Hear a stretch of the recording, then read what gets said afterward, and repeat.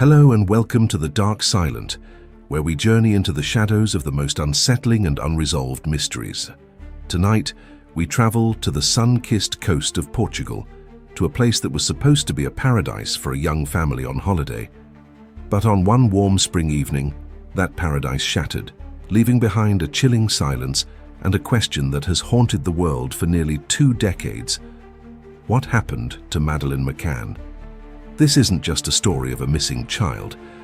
It's a story of frantic searching, baffling clues, shifting suspicions, and a family's unending nightmare. Prepare yourselves as we peel back the layers of a case that remains a dark, open wound in the heart of modern true crime. The year is 2007. The location is Praia da Luz, a picturesque resort town in Portugal's Algarve region. For British physicians Kate and Gerry McCann, it was the perfect getaway with their 3 young children, 3-year-old Madeleine and 2-year-old twins, Sean and Amelie. They were part of a larger group of friends, a party that would later be known to the world as the Tapas 7.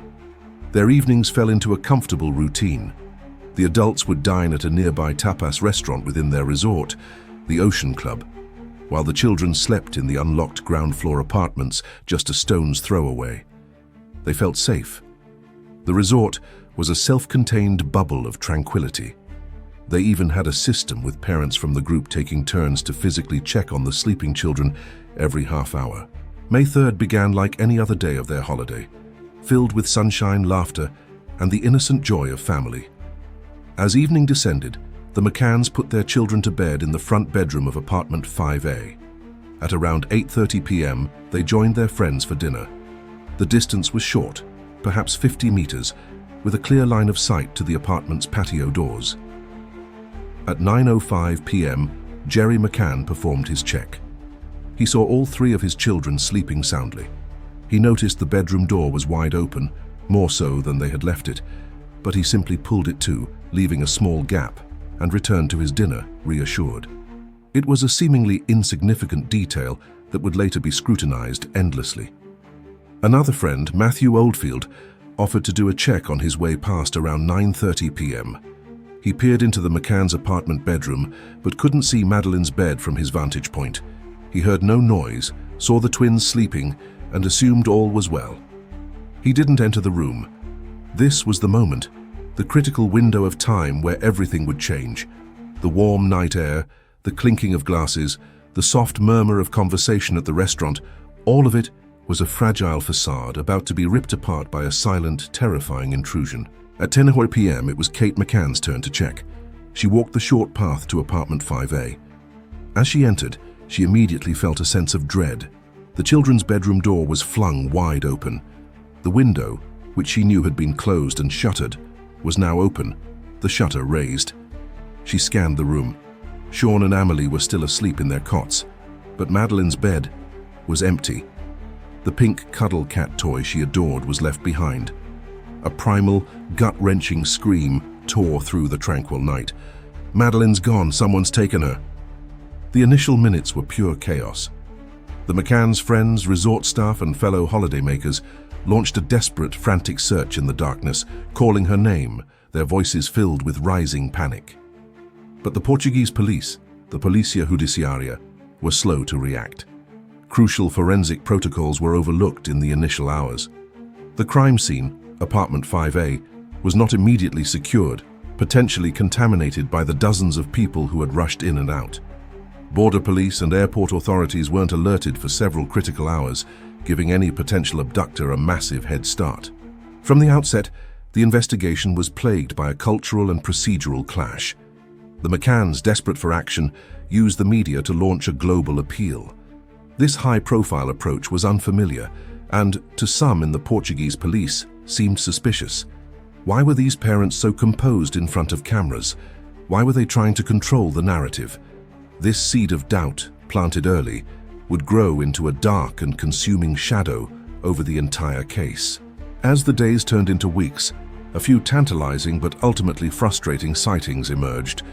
Jane Tanner, one of the Tapas 7, reported seeing a man carrying a child in pink pajamas walking away from the resort around 9:15 p.m. on the night Madeleine vanished.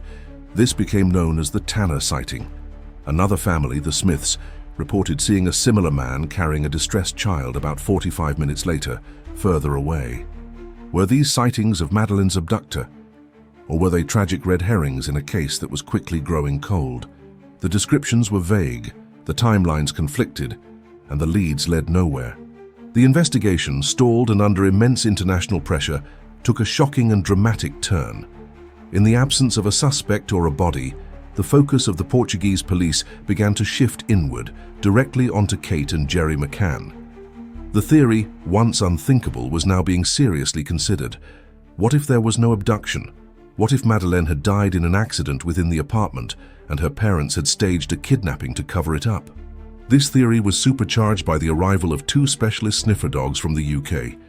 Eddie, a cadaver dog trained to detect the scent of human remains, and Keela, a blood detection dog.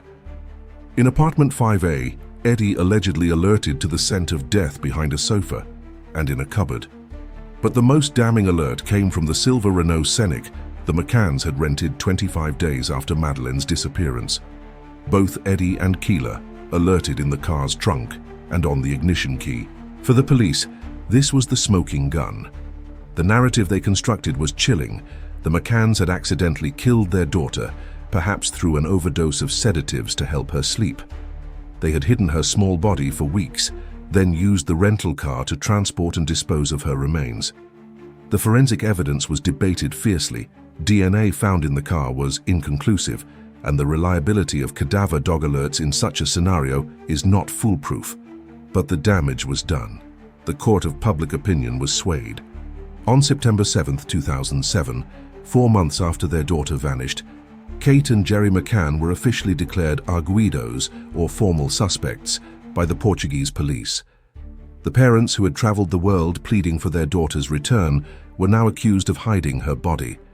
They were hounded by the media, their every move scrutinized, their grief dissected and labeled as fake. They were trapped in a Kafkaesque nightmare, fighting not only for their missing daughter, but for their own innocence.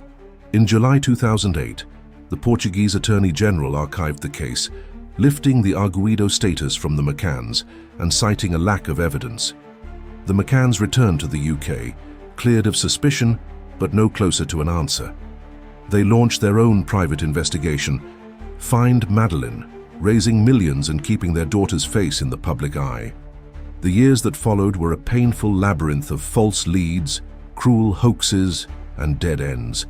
The world seemed to move on, but for the McCanns, time stood still on the night of May 3, 2007. The case lay dormant for years, a cold file gathering dust. Then in 2020, a thunderclap. German police announced they had a new prime suspect.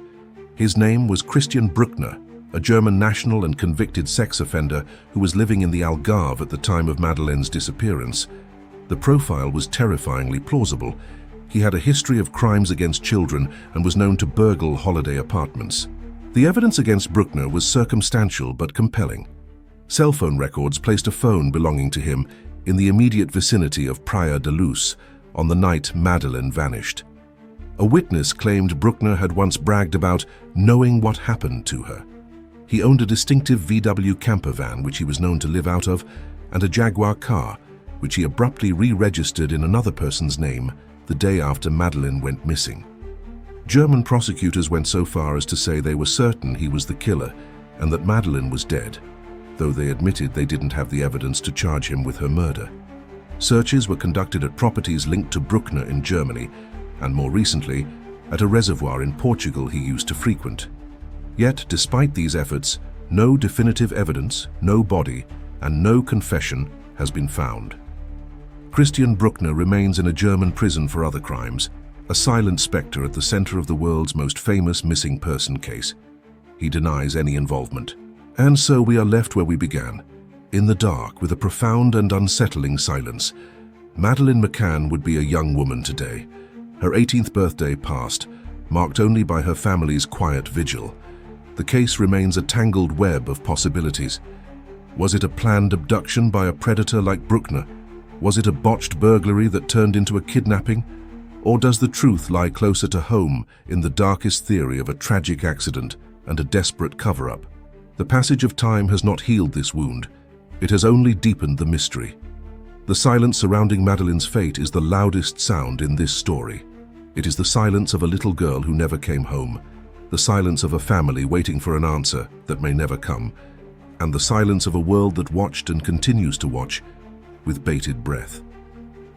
The case of Madeleine McCann is a chilling reminder that sometimes the most horrifying monsters are not those that hide in the dark, but the questions that have no answers.